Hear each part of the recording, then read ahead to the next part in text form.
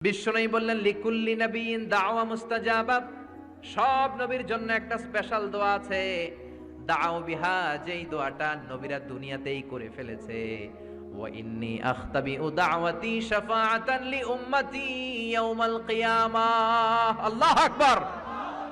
আর আমি আমার দাওয়া মুস্তাজাবা স্পেশাল দোয়াটা এখনো করি নাই। আমার দোয়াটা এখনো আমি জমিয়ে রেখেছি।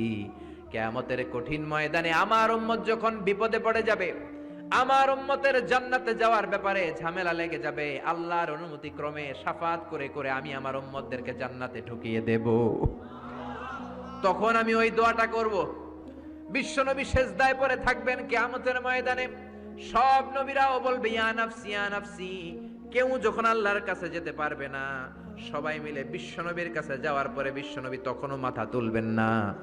বিশ্বনবী কপাল ঠুকে কেঁদে কেঁদে বলবেন রব্বি হাবলি উম্মতি, ও আল্লাহ আমার উম্মতকে আপনি মাফ করে দেন। সুবহানাল্লাহ। আল্লাহ বলবেন নবী ইরফা রাসাক, মাথা উঠান, সাল তুতা, আজকে যা চাইবেন তাই দিব, ইশফা তুশাফা, যারাই শাফাত করবেন আমার অনুমতি ক্রমে কবুল করে নিব। সুবহানাল্লাহ। বিশ্বনবী চাইলে ওই দোয়াটা দুনিয়াতেই করতে পারতেন অন্য নবীদের মতো, ঠিক কিনা? অন্য নবীরা যেমনি নিজেদের প্রয়োজনে ওই দোয়াটা দুনিয়াতেই করেছে, আমার নবীকে ওই রকম করেছে নাকি? তার মানে আমার নবীর আমাদের জন্য মায়া বেশি না কম? আমার জন্য রেখে দিয়েছেন ওই দোয়াটা, আপনার জন্য রেখে দিয়েছেন দোয়াটা, আমাদের জন্য দোয়াটা রেখে দিয়েছেন। আমরা যখন কিয়ামতের ময়দানে বিপদে পড়ে যাব, বিশ্বনবী দোয়া করে করে আমাদেরকে জান্নাতে ঢুকিয়ে দিবেন, ঠিক কিনা? বিশ্বনবী দুনিয়াতে কম আঘাত সহ্য করেন নাই। যেই লোকটার বাইরের চামড়া থেকে রগ দেখা যেত, রগের ভেতর দিয়ে যে রক্তগুলো দৌড়া দৌড়ি করে সেটাও দেখা যেত। সুবহানাল্লাহ। পৃথিবী এত সুন্দর মানুষ দেখে নাই। ওই লোকটাকে পাথর মেরে মেরে তায়েফের ময়দানে রক্তাক্ত করা হয়েছে 3 বার। আমি দেখে এসেছি এবার জায়গাটা। একবার আহত হলেন, আবার উঠলেন, আবার পাহাড়ের কাছে গেলেন, আবার মারা হলো, আবার পাহাড়ের ওই পাশে গেলেন, আবার মারা হলো। 3 বার পাথর মারা হলো। বিশ্বনবী নিজের কোনো প্রয়োজনে, নিজের স্বার্থের জন্য যান নাই। তায়েফবাসীদের জান্নাত নিশ্চিত করার জন্য, তাদের ভালোর জন্য, তাদেরকে দাওয়াত দেওয়ার জন্য গিয়েছেন। তারপরও মাইর আসারা নাই, তখনও বিশ্বনবী দোয়া করেন নাই। ওই দিন যদি দোয়া করতেন আল্লাহ তায়েফবাসীদেরকে আপনি শেষ করে দেন, সেকেন্ডের মধ্যে পুরো তায়েফকে পাউডার করে দিতে পারতো কে? উহুদের ময়দানে তীর এসে বিশ্বনবীর দাঁতের মধ্যে বিঁধে গেল, ঝরঝর করে রক্ত ঝরলো। ওই কঠিন দিনেও বিশ্বনবী ওই দোয়াটা করেন নাই, ঠিক কিনা? বদরের ময়দানে 313 জন সাহাবী নিয়ে বিশ্বনবী চোখের পানি ছাড়ছেন। আবু বকর বলেন ইয়া রাসূলুল্লাহ, ইয়া হাবিবাল্লাহ, মাথা উঠান। আপনি এমন ভাবে দোয়া করেছেন, আমার মন সায় দেয়, আমার মন বলে আজকের দোয়া আল্লাহ ফেরাবে না, ওঠেন। বিশ্বনবী চাইলে ওই দিনও বলতে পারতেন কুরাইশদেরকে আল্লাহ আপনি নাস্তানাবুদ করেন, করে দিত কে? প্রচন্ড ক্ষুধার সময় বিশ্বনবী যখন মক্কায় কেঁদে কেঁদে হয়রান, তখন ওই দোয়াটা করেন নাই, ঠিক কিনা? 3 বছর আত্মীয় স্বজন সহ শিয়াবে আবু তালেবে জেল খেটেছেন। কয় বছর? জোরে বলেন। প্রথম বছর খেয়েছে ছাগলের গোশত, সবাই ছাগল পালতো, নিজেদের ছাগলের গোশতগুলো খেয়েছে। দ্বিতীয় বছর কোনো ছাগল নাই, ছিল ছাগলের রোদ্রে শুকানো চামড়াগুলো, পানিতে ভিজিয়ে ভিজিয়ে চামড়া খেয়েছে। তৃতীয় বছর ছাগলের চামড়াও নাই, কি নাই? তৃতীয় বছর ছাগলের চামড়াও নাই, ছিল গাছের বাকল, গাছের পাতা। শিয়াবে আবি তালেবে বিশ্বনবী গাছের পাতা খেয়ে, গাছের চামড়া খেয়ে জীবন ধারণ করেছেন। বিশ্বনবীর এলাকার লোকগুলো, মুমিনগুলো কেঁদে কেঁদে হয়রান, তখনও যদি বিশ্বনবী দোয়া করতেন কবুল করতো কে? মদিনায় দুর্ভিক্ষ, কোনো খাবার নাই, বিশ্বনবীর পেটে কোনো খাবার নাই, কোনো দানা পানা পড়ে নাই। বিশ্বনবীর কলিজার টুকরা নাতি হাসান আর হোসাইনের পেটেও কোনো খাবার নাই। বিশ্বনবীর কলিজার টুকরা ফাতেমার পেটে কোনো খাবার নাই। চাইলে বিশ্বনবী তখন দোয়াটা করতে পারতেন না? বিশ্বনবী মসজিদে নববীতে জোহরের নামাজ পড়ে হাসান হুসাইনকে দেখতে গেলেন, যে দেখে ফাতেমা রান্না করে। আসলে কি রান্না করে? চুলার মধ্যে পাতিল দিয়ে পানি গরম করে আর হাসান হুসাইনকে বুঝ দেয়, ঠিক কিনা? বিশ্বনবীর পায়ের আওয়াজ শুনে ঘুমন্ত হাসান আর হুসাইন জেগে গেল। দৌড়ে এসে নানাজিকে ঝাপটে ধরে ডেকে বলে, নানাজি গতকাল কেন দেখতে আসলেন না? আজকে দুপুর হয়ে গেল, বিকেল হয়ে যাচ্ছে, এখন বুঝি আপনি দেখতে আসার সময় হলো? বিশ্বনবী বললেন, হাসান হুসাইন, এই তো এইমাত্র জোহরের নামাজ পড়ে আসলাম, তোমাদের খোঁজ খবর নিতে এসেছি। হাসান আর হুসাইন বলল, কি খোঁজ খবর নিবেন?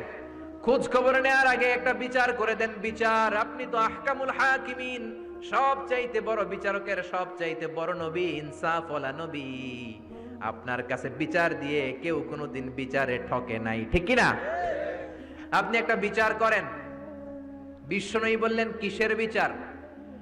হাসান বলে, নানাজি, আপনার মেয়ের নামের বিচার, ফাতেমার নামের বিচার।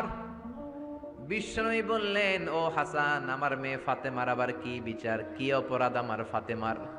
হাসান হুসাইন চোখের পানি ছেড়ে দিয়ে ডেকে বলে, নানাজি, আপনার মেয়ে আমাদেরকে খাবার দেয় না কেন? খাবার দেয় না কেন বিচার দিলাম। গতকাল সারাদিন বলেছে রাত্রিবেলা খাবার দিবে, রাতে খাবার দেয় নাই। আমাদেরকে বলেছে তোমরা ঘুমিয়ে যাও, আমি রান্না করি, সকালে দিব। ঘুমায় গেলাম, সকালবেলায় খাবার চাইলাম, আপনার মেয়ে ফাতেমা তখন আমাদেরকে খাবার দেয় না। দাদা, আমরা ছোট্ট দুইটা মানুষ ক্ষুধার জ্বালায় বেহুশ হয়ে যাই, আর সহ্য করতে পারি না, আপনার মেয়ে খাবার দেয় না। দুপুর হয়ে গেল, দুইজনে কান্নাকাটি করি, আপনার মেয়ে এখন পর্যন্ত আমাদেরকে খাবার দেয় নাই। আমরা দুজন তো আর সহ্য করতে পারি না, কেন আপনার মেয়ে আমাদের সাথে এমন করে? আপনার কাছে বিচার দিলাম, আপনি বিচার করেন। বিশ্বনবী আর কি বিচার করবেন? ধা ধা করে বিশ্বনবী চোখের পানিগুলো ছাড়েন, হুসাইনকে জড়িয়ে ধরলেন, হাসান রে জড়িয়ে ধরলেন, ডেকে বললেন, হাসান রে কাছে আয়। বিশ্বনবী শাম দেশের জুব্বা পরতেন, শাম দেশের জুব্বাটা উপরের দিকে উঠালেন, হাসান রে দেখালেন, এই তো দেখ, তোর নানার পেটের মধ্যে 3টা পাথর বাঁধা। একদিন না খেয়ে থাকার কারণে তোদের পেটে এত জ্বালা, এত কষ্ট। আমি বিশ্বনবীর পেটে গত 3 দিন যাবত কোনো দানা পানি পড়ে নাই। আমি বিশ্বনবী তো না খেয়ে আছি রে হাসান, আমি তো 3 দিন না খেয়ে আছি, আমার পেটেও তো কিছু নাই। নানাও কাঁদলেন, নাতিও কাঁদলেন, পুরো পৃথিবীও কাঁদলো, ঠিক না? ওই কঠিন ক্ষুধার দিন, ওই কঠিন দুর্ভিক্ষের দিন বিশ্বনবী যদি তার স্পেশাল দোয়াটা করতেন, জান্নাত থেকে জিব্রাইলকে দিয়ে খাবারের বস্তা পাঠিয়ে দিত কে? ওই দিন বিশ্বনবী দোয়াটা করে নাই। আমার জন্য, আপনার জন্য, আমাদের জন্য দোয়াটা এখনো আসরাডাই। হাজার ব্যথা বেদনার পরে ফিরে আসনি তুমি আপন ঘরে, দিনের আলো তুমি ছড়িয়ে দিতে, চলে গেলে মদিনায় মক্কা ছেড়ে। হে রাসূল, তোমাকে ভুলি আমি কেমন করে?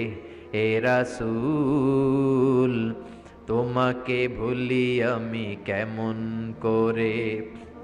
খেয়ে না খেয়ে দিন প্রচারের কাজে নিজেকে দিয়েছ বিলিয়ে, তাই ফের কাফিরেরা চিনল না সে আলো, দুষ্ট ছেলেদের পিছু দিল লেলিয়ে, পাথরের আঘাতে ক্ষত বিক্ষত হয়ে সারা শরীর থেকে রক্ত ঝরে। হে রাসূল, তোমাকে ভুলি আমি কেমন করে? হে রাসূল, তোমাকে ভুলি আমি কেমন করে? পড়েন আল্লাহু আকবার। কি দিল দরিয়া নবী ছিল, নিজের বিপদের কথা ভুলে গিয়ে, নাতির বিপদের কথা ভুলে গিয়ে, ফ্যামিলির কথা ভুলে গিয়ে উম্মতের জন্য কেঁদেছে, ঠিক কি না? গোটা বিশ্বের জন্য শিক্ষা এনেছে, সভ্যতা এনেছে, আমাদেরকে ভদ্রতা শিখিয়েছে। আর ওই নবীরে গালি দেয় এরকম কিছু ব্লগার বাংলার জমিনে আছে না নাই? তারা মানুষ নাকি শয়তান? এগুলো পিতৃ পরিচয়হীন জারদ সন্তান, জোরে বলেন ঠিক কিনা? দুই জায়গায় কেউ যদি আমাদেরকে ইনসাল্ট করে আমরা সহ্য করতে পারি না। এক হচ্ছে কোরআন, কোরআনকে নিয়ে গালি দিলে আমাদের কলিজায় আগুন আছে না নাই? বিশ্বনবীরে গালি দিলে কলিজায় আগুন ধরে যায়, যদি না ধরে যায় তুমি মুমিন নাও, তুমি মুনাফিক, চিল্লা এখন ঠিক কিনা? বিশ্বনবীরে গালি দিলে কলিজায় আগুন লাগে, কলিজায় আগুন লাগে মুসলমান। বিশ্বনবীর আগের গুনাহও নাই, পরের গুনাহও নাই, তারপরেও মুনাজাতে হাউমাউ করে কাঁদতেন।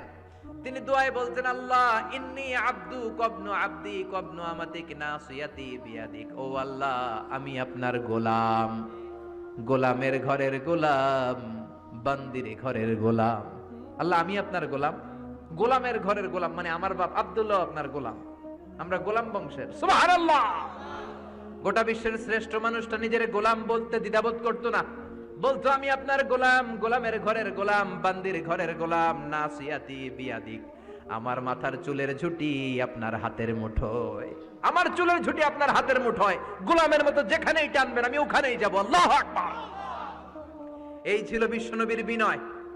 নিজেকে গোলাম বলতে স্বাচ্ছন্দ্য বোধ করতেন, কোনোদিন জীবনে অহংকার করেন নাই। কোনোদিন বিশ্বনবী কারো সাথে মুসাফা করতে যে নিজে আগে হাত টানেন নাই, যতক্ষণ না ওই লোকটা তার হাত টেনে নিয়েছে। সুবহানাল্লাহ। আর বিশ্বনবীর হাত ছিল আলিয়ানু মিনাদ দিবাজ, রেশমের কাপড়ের চেয়েও নরম। সিল্ক চিনেন? সিল্ক, সিল্কের কাপড়ের চেয়ে বিশ্বনবীর হাত ছিল নরম। এই নরম হাত মুসাফার মধ্যে যে একবার পাইতো কেউ ছাড়তে চাইতো না, ধরেই রাখতো। আর বিশ্বনবী নরম হৃদয়ের নবী, কেউ যদি না ছাড়ে বিশ্বনবীও ছাড়তেন না। সুবহানাল্লাহ। ওই নবী মুনাজাতে কাঁদতেন। এজন্য ভাইরা এই কথা বললেন না আল্লাহ আমার দোয়া শোনে না, আপনি দোয়ার মতো দোয়া করেন নাই, এজন্য শোনে নাই, ঠিক কি না? দোয়া কবুল হওয়ার রহস্য হচ্ছে চোখের পানি। বিশ্বনবী বললেন দুইটা চোখের পানি আল্লাহর কাছে সব চাইতে সেরা। এক হলো জিহাদের ময়দানে রক্তের ফোঁটা, দ্বিতীয় হলো আল্লাহর ভয়ে মোনাজাতের মধ্যে চোখ থেকে বেয়ে বেয়ে পড়া পানির ফোঁটা। আবার বিশ্বনবী বললেন অনুশোচনার চোখের পানি চোখ দিয়ে নাকের ডগা বেয়ে বেয়ে জমিনে পড়ার আগে ওই দোয়াটা কবুল করে নেয় কে? এজন্য চাওয়ার সময় নিজেরে ছোট করেন, বলবেন আল্লাহ আমি আপনার গোলাম, গোলামের ঘরের গোলাম, বান্দির ঘরের গোলাম, আমার চাইতে ক্ষুদ্র ছোট কেউ নাই, এমন কোন গুনাহ নাই আমি করি নাই, তুমি ছাড়া আমারে পার করার কেউ নাই, ঠিক কিনা? এরকম দোয়ার মধ্যে নিজেরে ছোট করে দেন, আপনার দোয়া কবুল করবে কে? এজন্য সব সময় চাইবে একজনের কাছে, তিনি কে? একদল আছে বা এক শ্রেণীর লোক আছে, রোগে যখন পড়ে তখন আল্লাহরে ডাকে, রোগ ভালো হয়ে যায় আল্লাহরে ভুলে যায়, আছে না নাই? নির্বাচনের আগে আল্লাহরে ডাকে, নির্বাচন শেষ আল্লাহরে ভুলে যায়, আছে না নাই? সমস্যায় পড়েছে আল্লাহরে ডাকে, সমস্যা নাই আল্লাহরে ভুলে যায়, আছে না নাই? এই যৌবন বয়সের ইবাদত আল্লাহর কাছে সবচাইতে প্রিয়। খেয়াল করে বোঝার চেষ্টা করো, যুবক বয়সে যদি গভর্নমেন্ট সার্ভিস করো, বার্ধক্যে উপনীত হলে পেনশন আছে না নাই?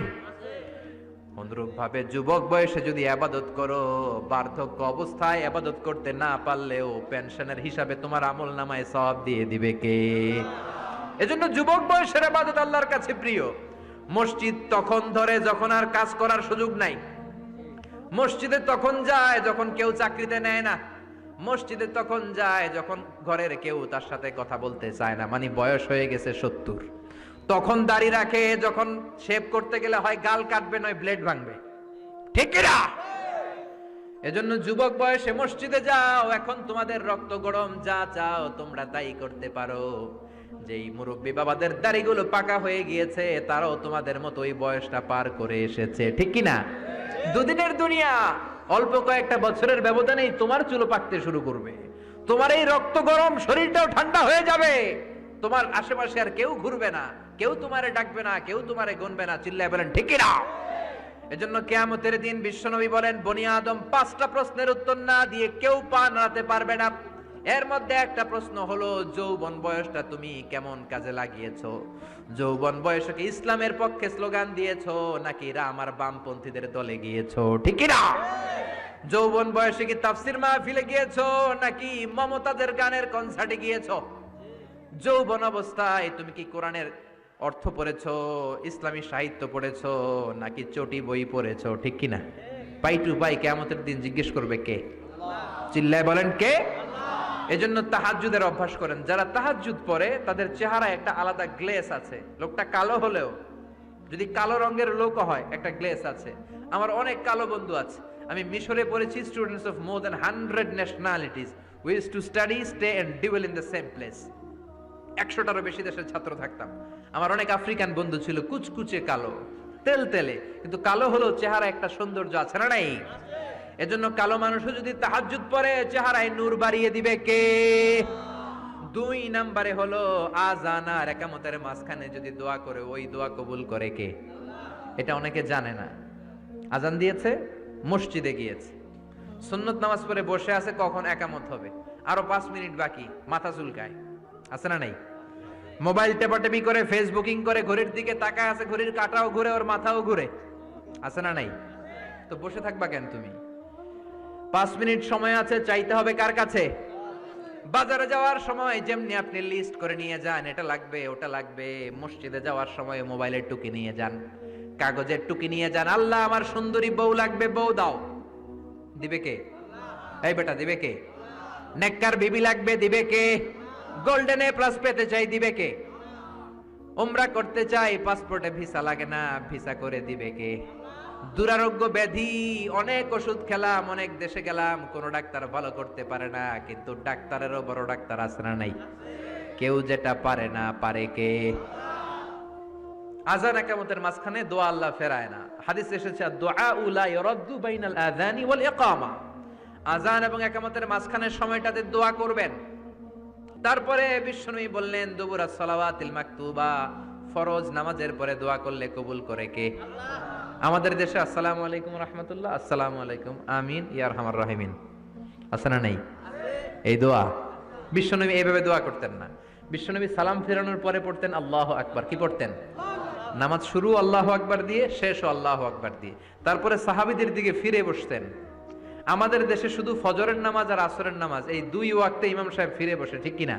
কিন্তু সুন্নাহ হচ্ছে 5 ওয়াক্ত নামাজেই ইমাম সাহেব মুসল্লিদের দিকে ফিরে বসবে। এরপরে বিশ্বনবী পড়তেন 3 বার আস্তাগফিরুল্লাহ, আস্তাগফিরুল্লাহ, আস্তাগফিরুল্লাহ। তারপরে বিশ্বনবী পড়তেন আল্লাহুম্মা আনতাস সালাম ওয়া মিনকাস সালাম, এই দোয়াটা। এরপরে পড়তেন রাদিতু বিল্লাহি রাব্বা, এই দোয়া। এরপরে পড়তেন আল্লাহুম্মা লা মানিআ লিমা আ'তাইতা ওয়া লা মু'তিয়া লিমা মানা'তা ওয়া লা ইয়ানফা'ু যাল জাদ্দি মিনকাল জাদ। তারপরে আয়াতুল কুরসি পড়তেন। তারপরে বিশ্বনবী 33 বার সুবহানাল্লাহ, 33 বার আলহামদুলিল্লাহ, 33 বার আল্লাহু আকবার, আছে না নাই? এই তাসবিহগুলো আগে আপনি পড়বেন ঠান্ডা মাথায়।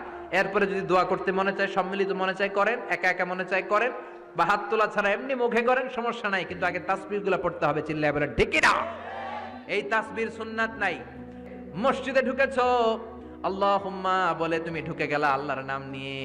যখন মসজিদে ঢুকে গেলা, তোমার মাথার উপরে রহমত ঢালছে কে? মসজিদ হচ্ছে রহমতের জায়গা। সালাম ফেরানোর পরে তাসবিহ পড়েন, তারপরে আপনি দোয়া করেন। এজন্য সালাম ফেরানোর পরে দোয়া কবুল করে কে?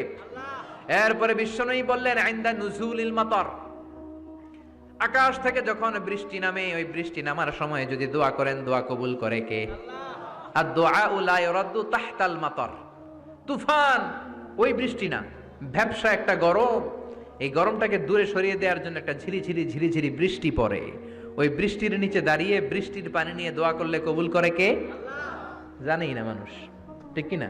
বরং বৃষ্টি আসলে গান গাওয়া শুরু করে দেয়। এই বৃষ্টি ভেজা রাতে তুমি চলে যেও না, আছে না নাই? তো চলে যাবো না, কি করবো? থেকে যাবো তোমার সাথে? এগুলো করা যাবে না। বৃষ্টি রহমতের বৃষ্টি, তুমি বৃষ্টি হাতে নিয়ে দোয়া করো। সুন্দরী বউ লাগবে, দিতে পারে একজন, তিনি কে? এজন্য চাইতে হবে একজনের কাছে, তিনি কে? কদরের রাতে দোয়া করলে আল্লাহ কবুল করে, খতমে কোরআনের পরে দোয়া করলে আল্লাহ কবুল করে, হজের মানাসিকুল হজের মধ্যে যে দোয়া করলে কবুল করে, মুসাফির দোয়া করলে কবুল করে, রোজাদার ব্যক্তি দোয়া করলে আল্লাহ কবুল করে, মাজলুম ব্যক্তি দোয়া করলেও আল্লাহ কবুল করে। এজন্য বিশ্বনবী বলেছেন ইত্তাকু দাওয়াতাল মাজলুম, মাজলুমের বদদোয়ারে ভয় করো, ফা ইন্না লাইসা বাইনাহু ওয়া বাইনাল্লাহি হিজাব, তার আর তার আল্লাহর মাঝে কোনো পর্দা থাকে না। মাজলুম দোয়া করলেই কবুল, সুবহানাল্লাহ। এরপরে স্পেশাল দোয়া হলো মা বাবার দোয়া। এই দোয়া কোনোদিন ফিরে না, সুবহানাল্লাহ পড়েন। রাজি আছেন মা বাবার কাছে দোয়া চাইতে? রাজি আছেন তো? কোন ঘর আছে যে ঝগড়া হয় না? এরকম কোনো ঘর পৃথিবীতে নাই। ঝগড়া হবে, মা বাবার সাথে মিস আন্ডারস্ট্যান্ডিং হবে, হয়ে যেতে পারে 2-4 কথা, কিন্তু ক্ষমা চাইতে হবে, ঠিক কিনা? মা বাবার শুধু দোয়াটাই কবুল নয়, মা বাবার দোয়াও কবুল, বদদোয়াও কবুল। কি আজীব তামাশা! এমন যদি হয়তো দোয়াটা কবুল হয় কিন্তু বদদোয়াটা কবুল হয় না, তাহলে তো বাইসে যেতাম, ঠিক কিনা? কিন্তু দোয়াও কবুল, বদদোয়া। আমাদের সবচাইতে বড় পীর হবে আমার বাবা, সবচাইতে বড় পীর হলো আমার মা, সবচাইতে বেশি আমরা যার কাছে দোয়া চাইতে যাব তিনি হলেন আমার বাবা, তিনি আমার মা। চিল্লায় বলেন ঠিক কিনা? খবরদার মা বাবার সাথে যদি বেয়াদবি হয়, সূর্যপুরের ছেলেরা মেয়েরা, যার কানে আমার মাইকের আওয়াজ যায়, খবরদার, তোমার জীবন বরবাদ হয়ে যাবে, কপাল পোড়া হয়ে যাবা তুমি। তোমার কপালের সেজদা দিয়ে তুমি কালো দাগ ফেলতে পারবা। 10টা হজ করে হাজী সাহেব টাইটেল নিতে পারবা, কিন্তু তোমার জন্য জাহান্নাম নির্ধারিত হয়ে থাকবে, ঠিক কি না? এজন্য খবরদার, মা বাবার সাথে যদি কোনো কারণে মনোমালিন্য হয়, অনেক ফ্যামিলিতে হয় শাশুড়ি বউয়ের মধ্যে ঝগড়া মিলে না, এরকম ফ্যামিলি আছে না নাই? হতেই পারে, শাশুড়ি এক আমলের, বউ আর এক আমলের, ঠিক কি না? বসেন, একসাথে বসেন। আমাদের ফ্যামিলি মিটিং হয় না, আমাদের বসা হয় না, মা বাবারা হয়তো বসতে চায় না, বসেন, সুন্দরভাবে বিনয়ের সাথে বলেন, কেঁদে কেঁদে মা বাবার কাছে বলেন, ঠিকই আপনার মা আপনারে মাফ করে দিবে, ঠিক কি না? মায়ের পা ধরে যদি কেউ মাফ চাওয়ার মতো মাফ চায়, এমন কোনো মা নাই যে মাফ না করে বসে থাকতে পারে, ঠিক কি না? এজন্য খবরদার, মা বাবা যাদের বেঁচে আছে তাদের কাছে দোয়া চান, তাদের দোয়াই আপনার বড় সম্বল, ঠিক কি না? চাইবেন তো? কারো যদি বেয়াদবি হয়ে থাকে, পা ধরে ক্ষমা চাইতে রাজি আছেন? রাজি আছেন সবাই? আল্লাহ পাক আমাদের সবাইকে কথাগুলো বুঝার ও আমল করার তৌফিক দান করুক, আমরা পড়ি আমিন। এজন্য বিপদে আপদে সব সময় আমাদের ভরসা এবং আস্থার জায়গা একটা, তিনি কে? এই দরবারটা 24 আওয়ার্স খোলা। দুনিয়াতে অনেক দরবার বন্ধ হয়ে যায়, সুপার শপ বন্ধ হয়ে যায়, অফিস আদালত বন্ধ হয়ে যায়, কিন্তু আল্লাহর দরবার 24 ঘন্টা খোলা আছে না নাই? আপনি যখনই মনে চায়, কি সুন্দর 2 রাকাত নামাজ পড়ে কপাল ঘষে ঘষে সেজদা দিয়ে আল্লাহ বলে একটা ডাক দেন, সাথে সাথে আপনার ডাকে আল্লাহ সাড়া দিয়ে দিবে। এজন্য আল্লাহর কাছে চাইতে রাজি আছেন তো? সব সময় আমরা একজনের কাছে চাইবো, চিৎকার করে বলেন, তিনি কে? আল্লাহ আমাদের সবাইকে কথাগুলো বোঝার ও আমল করার তৌফিক দান করুক, আমরা পড়ি আমিন। সুবহানাকাল্লাহুম্মা ওয়া বিহামদিকা আশহাদু আল্লা ইলাহা ইল্লা আনতা আস্তাগফিরুকা ওয়া আতুবু ইলাইক। যতগুলো কথা বলেছি কোরআন সুন্নাহ থেকে বলেছি, বানিয়ে কিছু বলি নাই। এত কথা বলতে পারবো ভাবিও নাই, খুবই অসুস্থ ছিলাম, ক্লান্ত ছিলাম। আল্লাহর মেহেরবানিতে কিছু কথা আপনাদের সামনে উপস্থাপন করতে পেরে আল্লাহর শুকরিয়া জানাচ্ছি। আল্লাহ যেন প্রথমে আমাকে এই বিষয়গুলোর উপর খালেস নিয়তে আমল করার তৌফিক দান করে এবং আপনাদের সবাইকে আমলের তৌফিক দান করে, পড়েন আমিন। আপনারা সবাই ভালো থাকবেন, সুস্থ থাকবেন। যারা আমাকে ইনভাইট করেছেন তাদের শুকরিয়া, যারা এসেছেন তাদের শুকরিয়া, অত্র এলাকার যারা ময়মুরব্বী রয়েছেন তাদের শুকরিয়া। সবাই ভালো থাকেন, সুস্থ থাকেন, কোরআনের সাথে থাকেন। আবারও হয়তো দেখা হয়ে যাবে কোনো তাফসিরুল কোরআনের ময়দানে। আসসালামু আলাইকুম ওয়া রাহমাতুল্লাহি তাআলা ওয়া বারাকাতুহু।